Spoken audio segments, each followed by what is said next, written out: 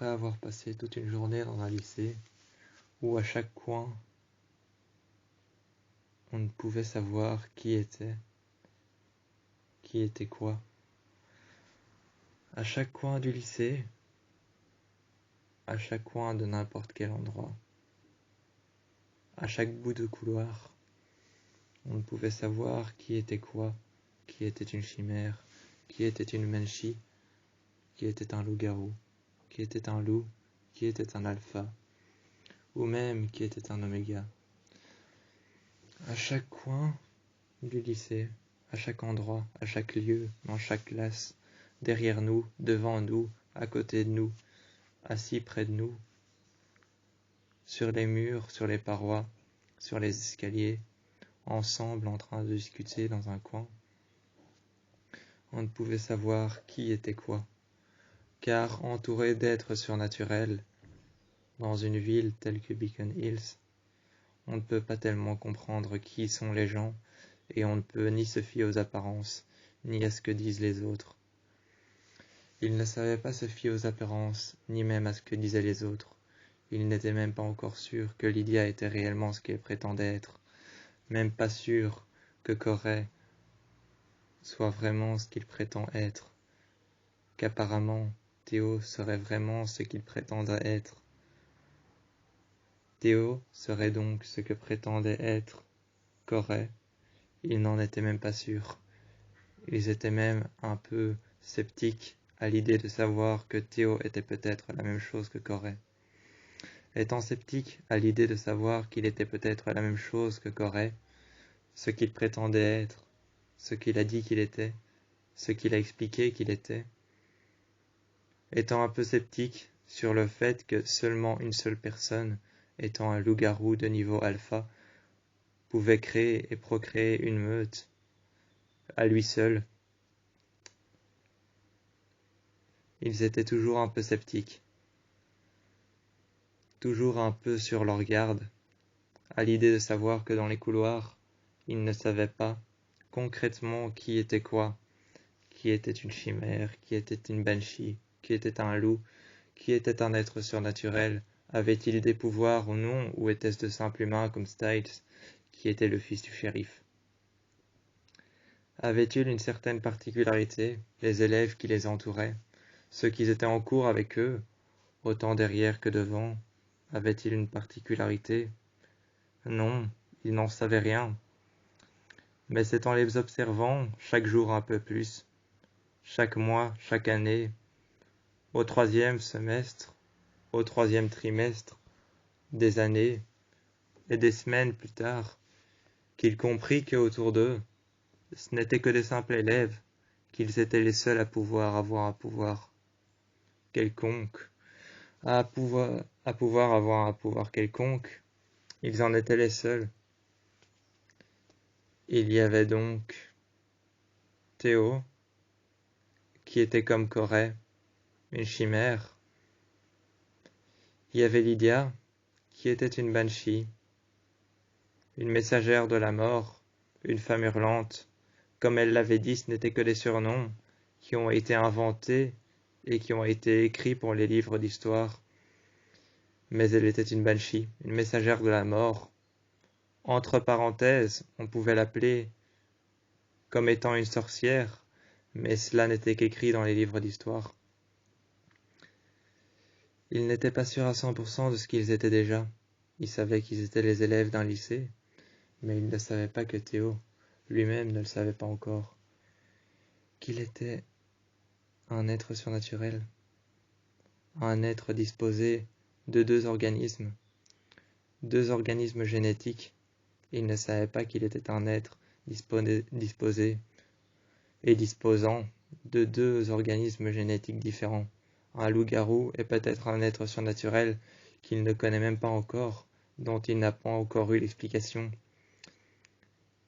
Théo, lui, était certainement le plus sceptique par rapport à l'idée de savoir qu'il était peut-être la même chose que l'une des personnes qu'il ne connaissait pas encore. Liam en était le moins sceptique, car lui, il n'était qu'un vulgaire loup-garou de niveau bêta, qui ne savait pas encore ce qu'était le niveau alpha, ni même le niveau oméga.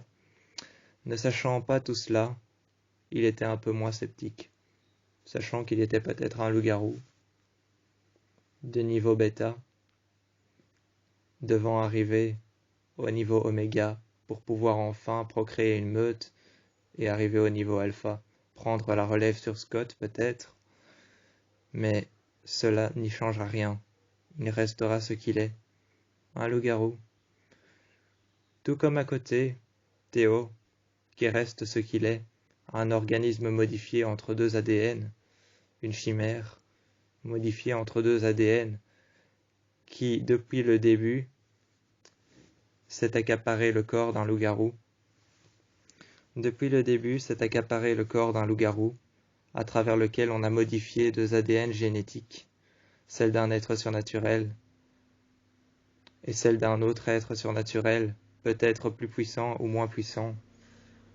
À travers ces corps, ces deux corps qu'on a modifiés, qu'on a comparés, qu'on a testés, qui ont été génétiquement modifiés, qui ont été instaurés dans l'organisme et dans l'ADN d'un loup-garou, faisant de lui une chimère génétique. Il était le plus sceptique à l'idée de savoir qu'il était un être surnaturel. Sachant qu'il faisait maintenant partie de la meute de Scott, qui était en grande partie composée de Théo, de Liam, qui en faisait maintenant partie, de Lydia, qui était une banshee, de Styles, qui était un être humain quelconque, qui était surtout le fils du shérif, qui savait comment faire pour déjouer les plans de ce qu'ils devaient affronter, de ce qu'ils allaient affronter. Sachant qu'il y avait aussi Mason, qu'il y avait aussi Corey, Mason qui contrôlait la bête du Gévaudan, et Corey qui avait plusieurs pouvoirs, tels que celui de loup-garou, ainsi que celui de chimère génétique. Que celui de loup-garou, ayant deux pouvoirs surpuissants, différents les uns que les autres. Ils savaient que leur meute était plus puissant qu'ils ne le pensaient, mais par rapport à Styles, qui n'était qu'un vulgaire humain, sans aucun pouvoir, qui avait pour autant de l'importance, il fallait savoir que pour Scott, le plus important dans la meute n'était pas nécessairement le fait d'avoir un pouvoir surnaturel ou non, mais d'en faire partie. Styles n'avait peut-être aucun pouvoir surnaturel, mais était l'un des membres les plus importants, car sans lui, Scott, Corey, Mason, Liam, Théo et Lydia ne sauraient comment déjouer les plans de ce qu'ils vont affronter. Sans lui, ils ne sauraient comment déjouer les plans de ce qu'ils vont affronter, comment trouver un moyen de les affronter, comment trouver un moyen pour pouvoir passer au-delà, passer outre, comment combattre et comment faire pour se servir de leur pouvoir. Comment ne pas faire d'impact, comment ne pas aggraver les situations. Donc Styles n'avait peut-être pas d'impact surnaturel dans la meute, aucun pouvoir, ce n'était peut-être qu'un humain, qu'un jeune adolescent. Mais il avait un impact assez puissant par rapport au fait qu'il savait toujours comment déjouer les plans des autres, toujours comment élaborer un plan, toujours comment trouver une situation assez banale qui pourrait tellement s'aggraver qu'elle pourrait en devenir surnaturelle. Une situation avec Styles n'était jamais quelque chose d'anodin. Avec Styles, une situation n'était jamais quelque chose d'anodin, elle pouvait très vite se transformer en quelque chose d'anormal, ce qui faisait de lui la personne la plus importante du groupe, la personne qui servait à trouver un moyen d'affronter ce qui devenait anodin, hors du commun, ou encore très difficilement facile à comprendre, ce qui devenait paranormal ou très difficilement facile à comprendre, ce qui devenait anodin ou hors du commun. Grâce à Styles, on avait une chance de pouvoir comprendre, passer au-dessus et savoir comment faire, comment gérer les choses. C'est alors qu'autour d'une table, autour d'un livre qui s'appelait apparemment Le Bestiaire d'après Allison, qui était l'archer de la bande, celle qui faisait partie de la famille Argent, ayant brûlé une maison qui appartenait à Derek,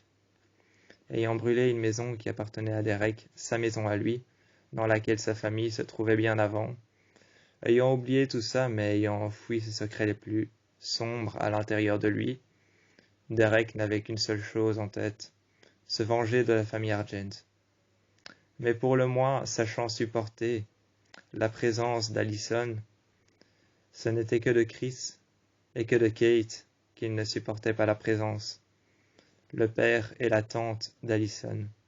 Il n'en supportait pas la présence, car pour lui, ils en étaient les seuls fautifs de l'incendie de sa maison, de la mort de sa famille. Ils en étaient les seuls fautifs. Son père, Chris Argent, Kate Argent, sa tante, Allison. Ils en étaient les seuls fautifs de l'incendie, les seuls fautifs de ce qui s'est passé dans cette maison, de tous les gens qui en sont morts, qui n'ont pas réussi à en sortir vivants, seulement lui et son oncle, Peter, qui a réussi à en sortir vivant. Seulement Peter Hale et Derek Hale qui ont été les deux survivants. Pour eux, Kate Argent et Chris Argent en étaient les seuls fautifs, les seuls coupables à avoir mis le feu à la maison alors qu'il y avait encore des gens à l'intérieur, encore des humains à l'intérieur. Peut-être que pour eux ce n'étaient pas des humains mais des loups-garous, une espèce menacée qui devait mourir d'après les Argent. Mais si seulement ils réussissaient à savoir et à les comprendre bien avant de les juger et de les mettre à bas, de brûler leur maison, de brûler leurs proches, leurs familles, les enfants et les femmes, les hommes qui se trouvaient à l'intérieur, bien avant cela, Derek avait ça sur le cœur, ça sur la conscience. Il savait qu'il en était le seul fautif, qu'Allison n'avait rien à voir là-dedans, mais ils étaient tous autour d'une table, Theo, Liam, Corey, Mason, Scott, Styles et Allison, ainsi que Derek et Peter, tous autour d'une table, réfléchissant à comment affronter les ombres et les êtres surnaturels de cette ville, à travers un livre qui s'appelait Le Bestiaire, qui regroupait tous les êtres surnaturels, regroupant tous les êtres surnaturels, regroupant tout ce qu'il y avait comme être surnaturel. Il y en avait tellement qu'on ne savait aller au-dessus d'une page. On ne savait qu'en lire la moitié, il y avait tellement d'êtres surnaturels à chaque page. Chaque jour, on pouvait voir que le Néméton, une souche d'arbre abandonnée, apparemment envoûtée par les ombres et les êtres surnaturels, les démons et les esprits. Cette souche d'arbre abandonnée procréait tous les jours et procréait encore. Tous les jours, à chaque minute, à chaque heure qui passe, elle procréait encore un autre être surnaturel qui se rajoutait au bestiaire encore et encore. Seulement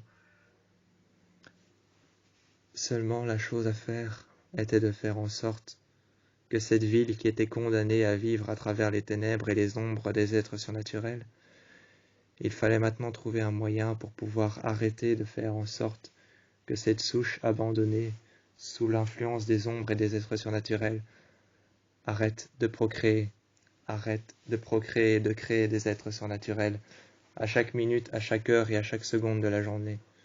Qu'elle arrête d'en procréer tous les jours, tous les mois, toutes les années, qu'elle arrête d'en procréer.